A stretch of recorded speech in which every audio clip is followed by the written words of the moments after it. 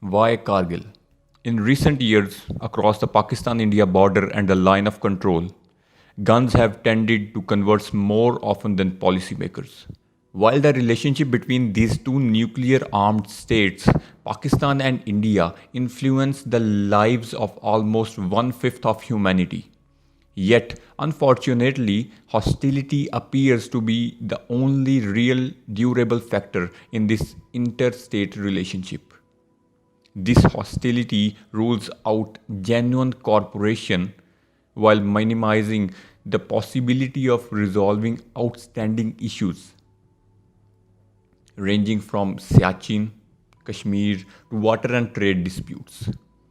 Against the backdrop of the abiding antagonism, South Asia remains the world's least economically integrated region.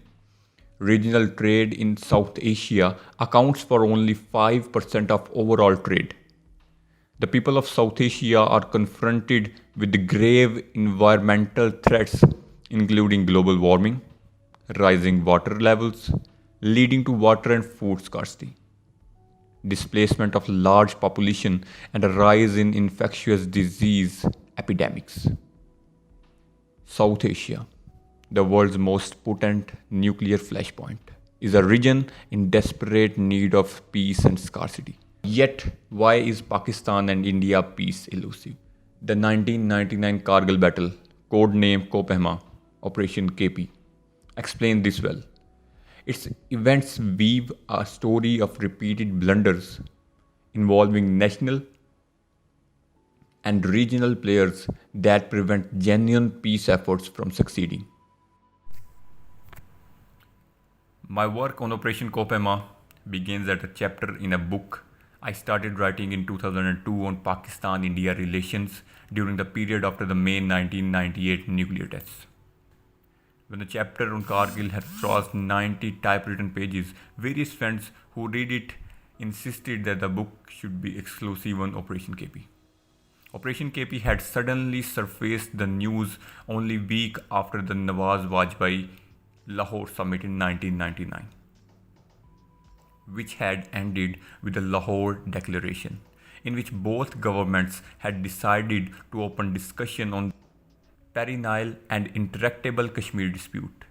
Initial news of heightened fighting along the LOC had taken Pakistanis by surprise. It raised endless questions regarding the operations. For example, why was it conducted? Who gave the go ahead for it? Who participated in it? What was its outcome? What should have been publicly known fact had turned into the deep mysteries because the operation itself was a covert undertaking. For example, who was actually fighting? Was Operation KP government approved? Was it across the LOC in Indian occupied Kashmir or in Azad Jammu or Kashmir? Was the operation providing difficult and costly for Pakistan? Had it hurt India in any way? In retrospect, it became evident that there was an acute polarization over Operation KP between the civilian and the military leaderships. The end phase of Operation KP proved somewhat traumatic for Pakistan. The Prime Minister suddenly left in the early hours of 4 July 1999 for Washington DC, where a Clinton-Sharif meeting generated the Pakistan-US statement calling for a withdrawal of troops. At home, a fierce, if subdued, contestation begins in civil, military and public circles as to whether Pakistan had gained or lost from the operation. This time, however, it happened with the military chief in the air and key operations planners leading the coup. My chapter had covered Kargil from various angles, including the civil-military relations, decision-making processes, comparison between Operation KP and the 1965 Operation Gibraltar. The triangular Pakistan-US-India relations during the OP and the impact of the nuclear factor on this kind of the limited operation. In my original chapter on Operation KP, there was some new information on most of these issues.